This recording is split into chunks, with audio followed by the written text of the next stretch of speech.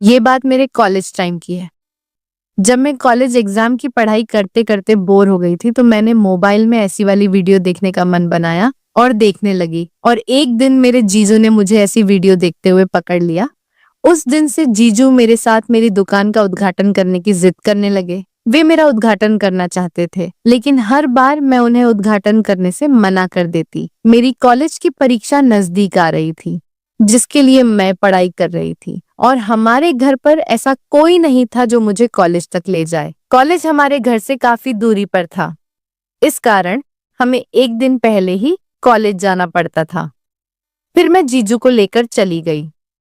मैं जीजू के साथ नहीं जाना चाहती थी। मुझे पता था जीजू को समय मिलते ही वो मेरी दुकान का उद्घाटन कर देंगे, लेकिन मेरे पास दूसरा रास्ता नहीं था। इस कारण मुझे उनके साथ ही जाना पड़ा। मैं उद्घाटन कराने के लिए बार बार मना करती, लेकिन जीजू तो मान ही नहीं रहे थे। यार, घर से निकलने बाद पहुंचकर आज हम एक कमरा किराए पर लेके रुकने वाले थे। मैं जीजू से 2 कमरे बुक करने को बोल रही थी, लेकिन इधर उधर घूमने के बाद पता चला कि सारे होटल के कमरे बुक हो चुके थे। फिर मैंने और जीजू ने एक ही कमरा ले लिया, और कमरे में जाते ही जीजू ने कहा, अब डिनर करके आराम करते हैं। और फिर करीब रात के 11 बजे जीजू ने मुझे बोला, दोस्तों, अपने बारे में आपको बताना तो भूल ही गई थी। ये कहानी मेरे और मेरी दीदी और जीजू की है। मेरा नाम मीनाक्षी है। मैं अभी 21 साल की हूँ। अभी तक मेरा कॉलेज खत्म नहीं हुआ था। मैं मेडिकल नर्सिंग की पढ़ाई कर रही हूँ।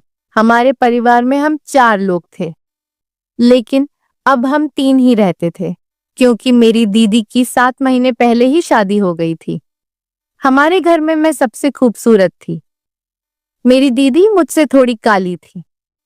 जब भी मेरी दीदी के लिए कोई रिश्ता आता तो वे लोग मुझे ही पसंद करते थे, लेकिन अभी मैं बहुत छोटी थी और शादी की उम्र भी अभी कम थी, और मेरी पढ़ाई भी पूरी नहीं हुई थी। इस कारण मैं उन्हें मना कर देती। 20-22 की उम्र होने पर लाइफ में काफी कुछ बदलाव होने लगते हैं। कोई अच्छे रास्ते पर चलते तो कोई बुरे रास्ते पर। मैं थोड़ी ज्यादा नहीं थी और कम भी नहीं। कभी कभी जब पढ़ाई से बोर हो जाती तो मैं भी वो फिल्में देख लिया करती। इस उम्र में सभी के मन में कुछ ना कुछ करने की ख्वाहिश जगती है। मैं ज्यादा बिगड़ी हुई नहीं थी, लेकिन कभी कभी वो फिल्में देख लिया करती थी। एक दिन मेरे जीजू हमारे घर आए। उस रात उन्होंने मुझे वो फिल्म देखते हुए पकड़ लिया। तब से वे मेरे साथ उस फिल्म की बातें करने लगे। बात इतनी आगे बढ़ चुकी थी कि जीजू अब वह मेरी दुकान का उद्घाटन करने की बात कर रहे थे। वे कहते, तुम्हारी दीदी बहुत काली और मोटी है, इस कारण उसके साथ वो बात नहीं है। तुम अभी फ्रेश हो, तुम्हारे साथ बहुत अच्छा लगता है। लेकिन मैं जीजू को मना कर देती। मैं अपने दीदी के पति के साथ अपनी दुकान का उद्घाटन नहीं कराना चाहती थी। फिर एक दिन हमारे घर पर एक फंक्शन था। उस फंक्शन के लिए कपड़े भी खरीदने थे, तो माँ ने मुझे जीजू के साथ कपड़े खरीदने भेज दिया। हालांकि मैं जीजू के साथ जाना नहीं चाहती थी, लेकिन और जाने वाला कोई नहीं था, तो मैं जीजू के साथ ही चली गई। बहुत सारे कपड़े देखने के बाद मुझे कुछ कपड़े पसंद आए, तो मैं उन्हें ट्राई करने चेंजिंग रूम में चली गई। मैं कपड़े देख ही रही थी, तभी जीजू चेंजिंग रूम में आए और मुझसे आकर बोले, कितने कपड़े देख रही हो? उस वक्त मेरे पास सिर्फ आधे ही कपड़े थे। मैंने उन्हें रूम से बाहर निकाला, और उन्हें बाहर निकालते में मेरी तो हालत खराब हो गई। फिर मैंने और कपड़े देखे और ट्राई किए, तो मुझे कम ही कपड़े पसंद आए। फिर जल्दी से शॉपिंग करके हम घर चले गए। जीजू मुझसे एक ही बात मनवाना चाहते थे, मैं उनके हाथों से अपनी दुकान का उद्घाटन करवा लूं। वे कहते, मेरे से अपनी दुकान का उद्घाटन करने में तुम्हें क्या दिक्कत है? लेकिन मैं ऐसा नहीं करना चाहती थी। मेरी कॉलेज की परीक्षा भी पास आ रही थी। मेरी मेडिकल नर्सिंग की परीक्षा थी, लेकिन एक परेशानी थी, मेरी परीक्षा की और दूसरी हमारे कॉलेज की। इस वक्त हमारा कॉलेज बंद था। सभी बच्चे अपने अपने घर जा चुके थे। फिर भी कॉलेज वाले एग्जाम ले रहे थे। कॉलेज हमारे घर से भी बहुत दूर था। जाने में करीब 1 दिन लग जाता था। हमारे घर पर मुझे कॉलेज तक ले जाने वाला कोई नहीं था। तो दीदी कहने लगी, तू अपने जीजू को साथ लेकर जा, हमारे पास गाड़ी भी है, तुम्हें जाने में कोई दिक्कत नहीं होगी फिर में। और जीजू सुबह ही घर से निकल गए। करीब शाम के 4 बजे हम कॉलेज पहुंच गए, लेकिन हम कॉलेज में नहीं गए, हम एक होटल में रहने चले गए। जीजू ने एक कमरा बुक कर लिया।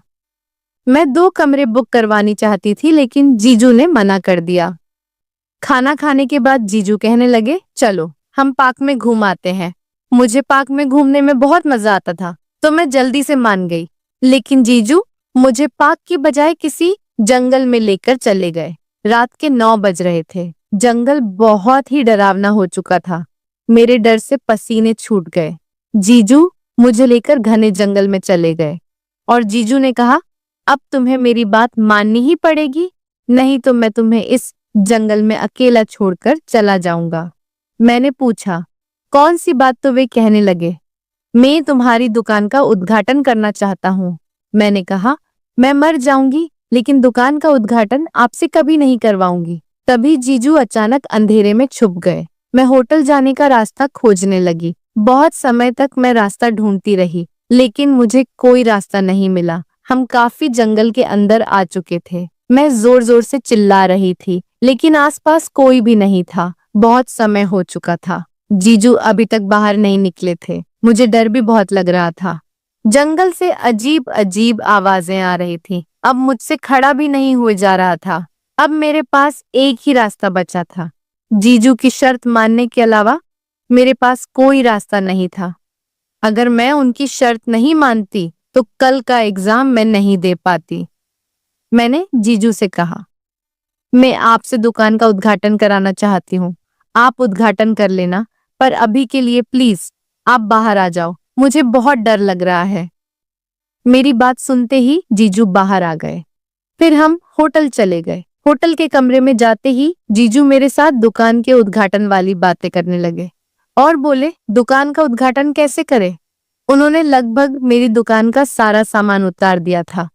वे जैसा दुकान का उद्घाटन करना चाहते थे वो ऐसा करने लगे। मुझे बहुत बुरा लग रहा था। आज तक मैंने ऐसा उद्घाटन कभी भी नहीं कराया था। कुछ देर बाद निकलने लगा। मुझे मजा तो आ रहा था दुकान का उद्घाटन कराने में, लेकिन उतना नहीं जितना मैं अपनी मर्जी से मान जाती। उद्घाटन करने के लिए फिर जीजू मेरे साथ उद्घाटन के बहुत समय तक मजा लेते रहे। मेरी दुकान के उद्घाटन में कटे केक को पूरा निचोड़ लिया था। अब मैं उनसे रुकने की बात कर रही थी, लेकिन जीजू रुकने का नाम ही नहीं ले रहे थे। तभी मैंने उन्हें दीदी की कसम दे दी तो वे रुक गए। अभी रात के 2 बज रहे थे तो मैं सो गई। सुबह जल्दी उठकर मैंने कुछ पढ़ाई की और नहाकर फ्रेश होकर फिर मैं एग्जाम देने चली गई। एग्जाम खत्म करके मैं जीजू के साथ घर आ गई। उस दिन से मैं जीजू के साथ किसी भी जगह पर नहीं गई, क्योंकि वह मुझे एक तो जंगल में अकेले छोड़ दिया था और दुकान का उद्घाटन भी बहुत अच्छा नहीं किया जैसे मैं चाहती थी। अब मैंने जीजू से दूरियां बना ली। जीजू बहुत बुरे इंसान थे, मुझे आज पता चला। तो दोस्तों, ये थी आज की कहानी। आपकी क्या राय है इस पर हमें कमेंट में जरूर बताएं। अगर आपको हमारी वीडियो अच्छी लगी हो तो आप चैनल को सब्सक्राइब करना ना भूलें। मिलते हैं कल एक और नई कहानी के साथ। और अगर आपको कहानी सही में पसंद आई तो दोस्तों के साथ शेयर जरूर करें और मुझे इजाजत दे।